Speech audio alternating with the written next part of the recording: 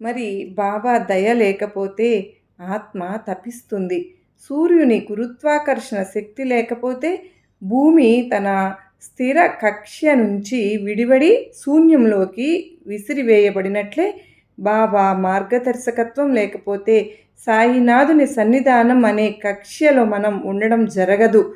ఆధ్యాత్మిక శూన్యతలోకి నెట్టబడి ఆగమ్యంగా అల్లాడిపోతూ ఉంటాం. బాబా జ్ఞానకాంతి లేనప్పుడు సంసారమనే సముద్రంలో ఎదురీక లేక, మోక్షమనే ఆవలి ఒడ్డు చేరలేక తల్లడిల్లిపోతూ ఉంటాం. భూమిపైన మన మన అవసరాలన్నీ కూడా తీర్చే సూర్యుడికే అంతటి శక్తి ఉంటే, అలాంటి సూర్యుడిని మిగతా నక్షత్రాల్ని సృష్టించిన మన ఆధ్యాత్మిక సూర్యుడైన మరి బాబావారి శక్తి ఎంతటిదో మాటల్లో చెప్పడానికి సాధ్యపడని విషయం కదా. సూర్యుడు పగలు తన తేజస్సుతో లోకాల